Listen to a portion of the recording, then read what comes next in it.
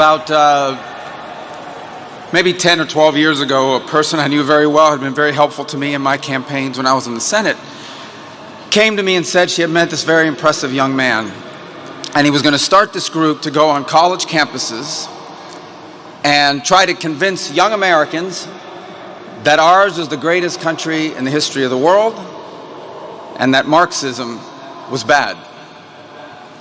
And I remember thinking back then, I'm going to admit to you guys, I was a little skeptical. I said, college campuses, you're going to do that? Why don't you start somewhere easier, like, for example, communist Cuba, you know?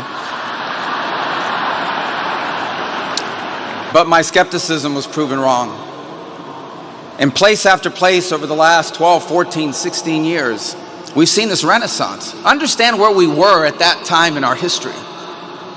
Understand where we are still today in many places, where young Americans are actively told that everything that they were taught, that all the foundations that made our society and our civilization so grand, they were all wrong, they were all evil, that marriage is oppressive, that children are a burden, that America is a source of evil, not of good in the world. And here was this voice that inspired a movement in which young Americans were told that is not true. The highest calling we are called to is to be in a successful marriage and to raise productive children.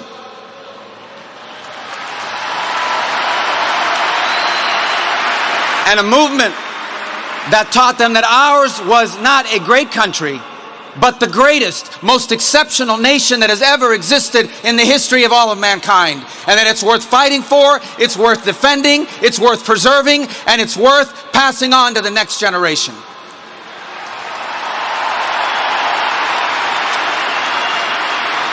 This was the mission and the work of Charlie Kirk. And a couple things that stand out about him. He led this movement, but he did so with incredible knowledge. It's unbelievable how much he knew. He came to me very recently. He said some quote. I said, who said that? He said, Marcus Aurelius. I said, what district does he represent? I kind of knew who it was, but he said back, no, it's a Roman, philosopher king or emperor. His incredible knowledge. Let me tell you that one of the last messages I had with him was just a few days before his passing, where he wrote me from overseas, I'm in South Korea, I have many concerns I want to share with you when I get back. He was constantly expanding his horizons, but he just didn't have knowledge. He had wisdom, an uncanny amount of wisdom for a man as young as he was. Wisdom that sometimes it takes a lifetime to accumulate. He had it in just 31 years. He was also bold. It is so easy, and listen, I've been guilty of it. I think many of us have been guilty of this. You hide behind the walls and you surround yourself with people that agree with you. We do it as a society all the time. Increasingly, people are moving into neighborhoods with other people that agree with them politically and isolate themselves from people that do not agree with them.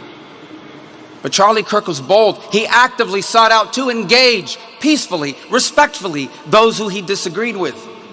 As recently as 2 days ago, we learned of one of the hosts on CNN who said that one of the messages he had gotten just a few days before Charlie's passing was from him, inviting him to dialogue. And he did this on campuses, he did this on podcasts, he did this on radio shows, he did this on television shows. Time and again, he sought to engage those he disagreed with because he understood that we were not created to isolate ourselves from one another, but to engage. The irony in all this is that what our nation needs, one of the many things it needs, is the ability to discuss our differences openly, honestly, peacefully, respectfully. And Charlie Kirk did that more than anyone alive in America today is doing.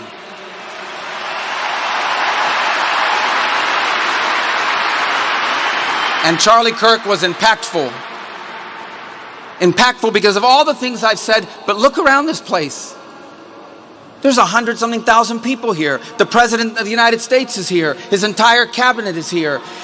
Television outlets and media outlets from all over the world are covering this. I just came from overseas, and every country I stopped, they gave us their condolences for his passing. Impactful. In just 31 years of life, he made a difference.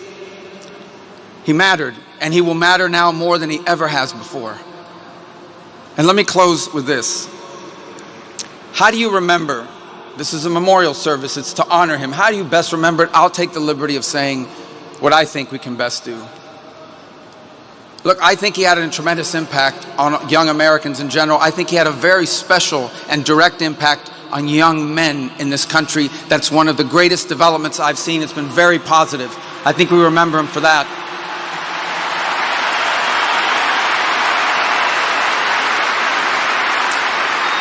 I think we remember him for constantly saying, you want to live a productive life, get married, start a family, love your country. These are powerful messages. But I hope many who are watching, I imagine there are people watching here tonight that didn't know much about Charlie Kirk until 11 days ago. Maybe they were disengaged from politics. Maybe they were partially engaged. I hope one of the things they take from this is that the movement Charlie Kirk led and started and gave fuel to was about politics, but not only about politics. It was deeper. It was broader.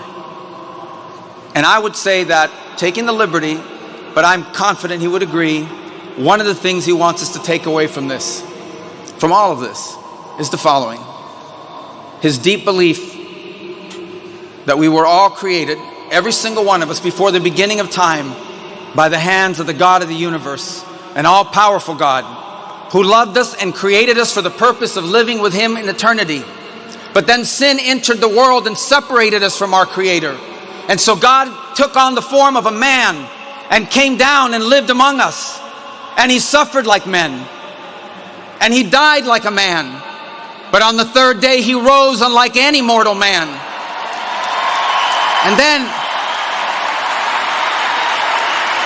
And to prove any doubters wrong, he ate with his disciples so they could see, and they touched his wounds. He didn't rise as a ghost or as a spirit, but as flesh. And then he rose to the heaven, but he promised he would return. And he will. And when he returns, because he took on that death, because he carried that cross, we were freed from the sin that separated us from him. And when he returns, there will be a new heaven and a new earth, and we will all be together, and we are going to have a great reunion there again with Charlie and all the people we love.